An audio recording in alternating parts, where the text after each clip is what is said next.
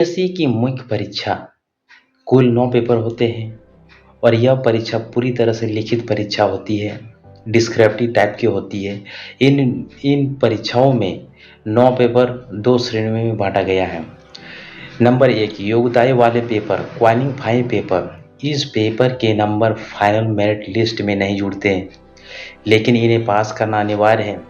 Paper A कोई भी एक भारतीय भाषा जो संविधान के 8वीं अनुसूची में हो और 300 अंक का होता है। पेपर बी अंग्रेजी इंग्लिश में 300 अंक का होता है। मेरिट वाले पेपर माने पेपर काउंटिंग फॉर मेरिट। इन पेपरों के अंकों के आधार पर आपकी रैंक तय होती है। पेपर एक निबंध ए से 250 अंक का होता है।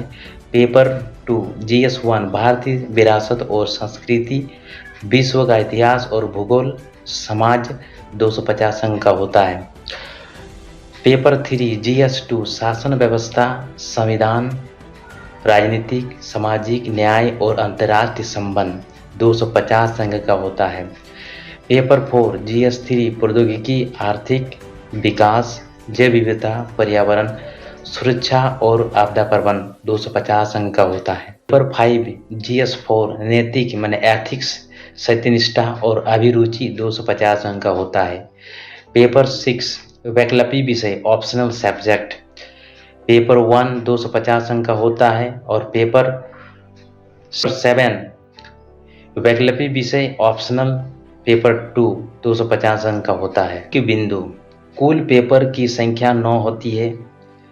कुल लिखित अंक 1750 का होता है जो मेरिट बनता है और साक्षात्कार जिसे हम इंटरव्यू कहते हैं 275 अंक का होता है और कुल योग फाइनल 2025 अंक का स्कोर होता है।